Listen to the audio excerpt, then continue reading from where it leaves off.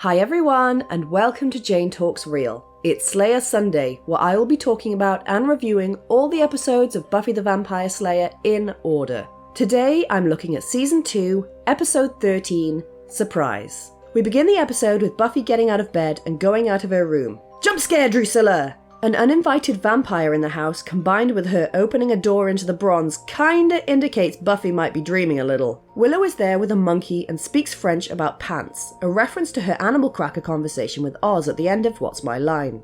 Joyce and her massive cup is there, but she's clumsy and leaves after she questions if Buffy is ready. And then Angel appears, but Drucilla is like, BAM! A steak for you! But she does wish Buffy a happy birthday, so that was sweet of her. Buffy wakes up, and into the credits we go. Buffy rushes to Angel's place to make sure he's okay, and he says he is, but she reminds him that the dream she had about the Master came true. Angel reminds her that not all of her dreams come true, and asks what else she dreamed last night.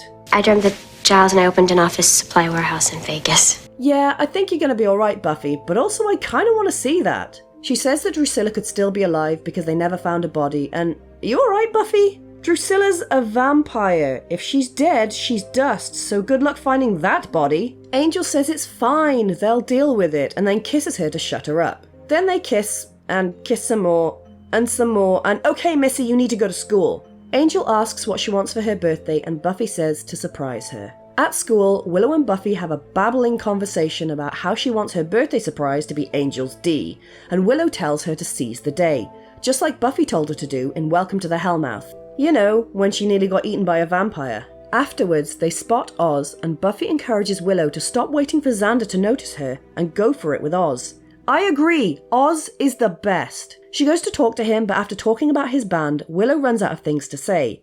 So Oz says he's nervous because he's going to ask her out.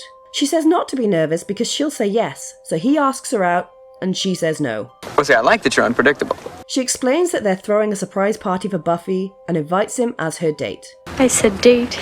Xander approaches Cordelia about the party and asks if they can make their secret relationship not a secret anymore. But Cordelia says no because she's ashamed to be seen with him, which rightly upsets him. He meets up with Giles to discuss the party, and what did that extra just do? He is living his best life. Giles notes that Buffy is down and she explains about the dream she had, so Giles says they'll keep an eye out.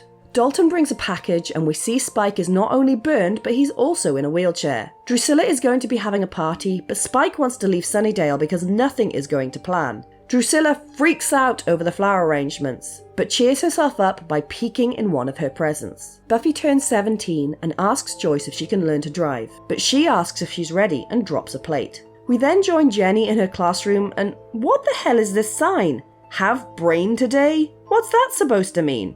Anyway, she gets jump scared by this dude wearing the cousin of the sorting hat and spouting a Sesame Street accent. I cannot imagine what is so important to make you ignore the responsibility to your people. Jenny clearly knows this dude, and he brings news that the elder woman has seen that Angel's curse is shifting. But Jenny says it's fine. The guy yells at her, warning that even a moment of true happiness will ruin everything, and expositions that Jenny is a member of the tribe that cursed Angel. I know, Uncle. And demands that she break Buffy and Angel's relationship up immediately. Buffy stresses to the others about part of her dream coming true, but Giles says that they can protect Angel and goes to read up on Drucilla. Willow and Xander plan to cancel the party, but Giles points out that they're always going to be in danger, so they might as well celebrate while they have the chance. Yes, Giles! Later that evening, Buffy goes to meet Giles at the school when she runs into Jenny, who says there's a change of plan and drives her to the Bronze. Outside, Buffy spots Dalton on the pinch again, and she's attacked by some vampires hiding in a lorry. She breaks off a piece of wood and stakes one of them, while the other one flings her through the window and into the party. So she stakes him with a drumstick. Cordelia is still in the spirit of things though. Despite her unorthodox entrance, Buffy is still delighted by the gesture, and Oz, in his usual manner, is unfazed by vampires being real. Actually, it explains a lot. Jenny comes in with the box that Dalton was trying to steal, and they discover an arm which rudely tries to strangle Buffy. Everyone just kind of stands there looking shocked, and it's Angel who has to wrestle the thing off her. He explains that this overzealous body part belongs to an ancient demon who wants to rid the world of everything good, known as the Judge, which is a pretty boring name for a monster so powerful its detached limbs can strangle someone. Giles picks up on the exposition and says the judge can't be killed, so instead he was chopped into pieces and scattered across the globe. But it seems like Drucilla is trying to put Humpty together again. Jenny suggests that Angel take the arm and take it far, far away, a plan Buffy is not on board with, especially when Angel says he'll leave that night. But it's my birthday. Drucilla is pissed that Dalton lost the box and breaks his glasses, threatening to gouge out his eyes. But Spike points out that he's their most intelligent lackey and to give him a chance to get it back. Buffy walks Angel to the docks and doubts they'll see each other again, seeing as people keep trying to kill them. He gifts her a ring as a sign of devotion, indicating his Irish heritage, and she loves it, but she doesn't want him to go. This is all very touching, but who is watching the judge arm box? No one? Yeah, I thought not, which is why they're jumped by vampires. They both put up a good fight, but they're too distracted by their opponents, so Dalton is able to grab the box and run off with it. Angel chases him down and pins him, but the first vamp picks it up while Buffy is flung off the dock and into the water. Angel jumps in after her, although dude, that's probably the safest place for her.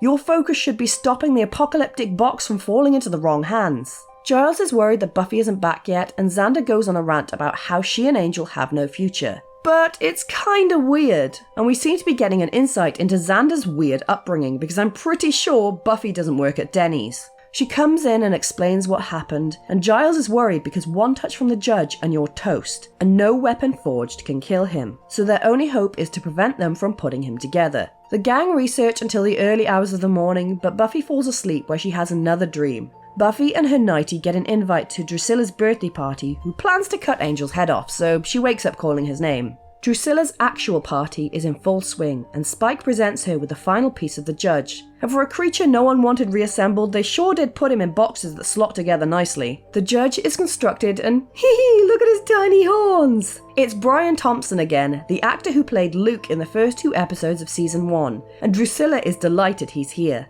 The judge takes a fancy to Dalton, but the poor guy has too much humanity in him and he's burnt in some slightly wonky CGI, but it's the 90s after all. Because of her dream, Buffy now knows where Spike and Drucilla are, so her and Angel go off to scout the place out and see how far they've gotten with their judge Jigsaw. Unfortunately, the judge knows they're there and they're dragged before him. And I'm wondering, after 2 nightmares about Drucilla killing Angel, why Buffy would bring him with her? That seems counterproductive. Angel tries to sacrifice himself to save Buffy, but Spike's like, nah mate, you're both gonna die. But Drucilla wants Angel to go second, so he has to watch. The judge goes to touch Buffy, but Angel whatevers a TV to crash into his path and they escape into the tunnels with vamps on their asses. They make it to the surface where it's raining up a storm and they run to Angel's where things get a little sexy. Buffy says she can't stand the thought of losing him and he tells her that despite his better judgment, he's in love with her. They make out, and one thing leads to another, which leads to Angel running outside and screaming, and even though it's to be continued, I'm gonna leave it there. Surprise sees the first of many, many disastrous attempts to celebrate Buffy's birthday, and out of all of them, I think this is one of the least successful. It reminds me very much of Deathly Hallows Part 1 and The Crimes of Grindelwald in the sense that its only purpose is to set everything up for the next installment. While this is true of Part 1 of anything really, usually something of value happens, but in this, you don't really get a payoff of anything. The highlight of the episode, and I can't believe I'm saying this, is Cordelia, because she brings a bit of joy to the proceedings. Otherwise, it all feels a bit stagnant, with 2 dream sequences which I'm generally not a fan of in things, and a strange lack of urgency from the other characters when Buffy is strangled, which makes no sense, especially from Xander, who is almost always the first to dive in to protect everyone. There is a lot of Buffy-Angel relationship stuff, which you know I'm not a fan of, and just because she's a year older now, it doesn't make it any less icky and wrong. Maybe I'm just cynical, but being that desperately in love with someone at such a young age seems like such an eye roll to me. But we do get repeated use of Buffy and Angel's theme tune, Close Your Eyes, throughout this episode, which is a beautiful piece of music by Christoph Beck.